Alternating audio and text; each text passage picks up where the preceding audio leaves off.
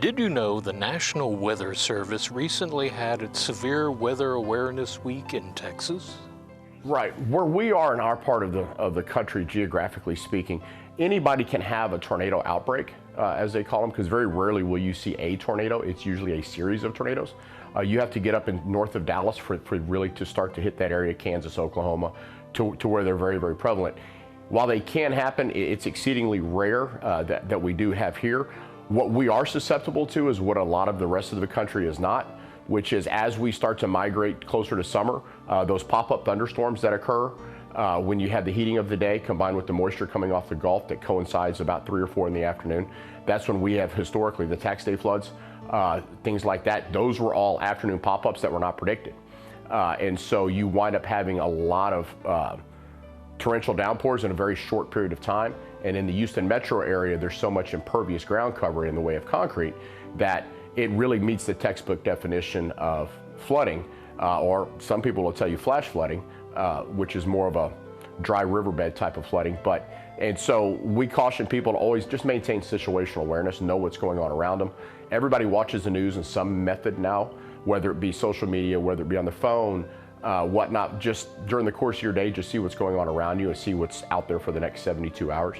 As we get to summertime, obviously, while it may not be a direct weather effect, or tidal, but our region, unfortunately, we have exceedingly high temperatures and high humidity from around May on through September and October sometimes.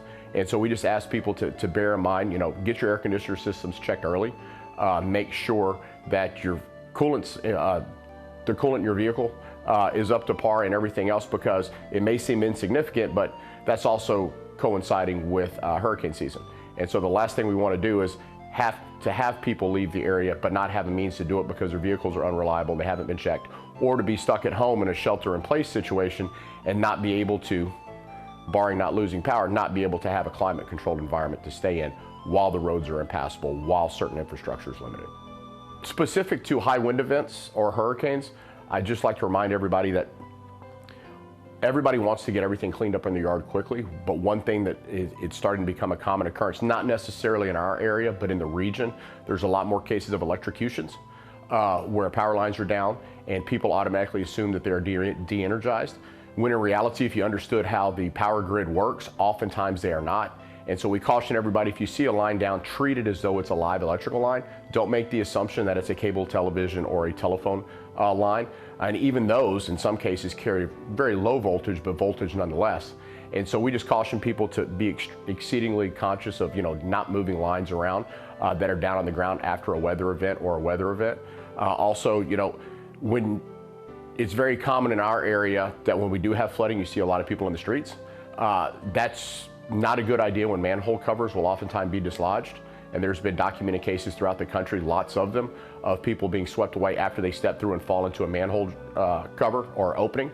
And then the next thing you know, they're within the confines of the storm drain beneath the street, and then they're swept out and lost. So extremely, extremely conscientious of watch where you walk, especially in high water.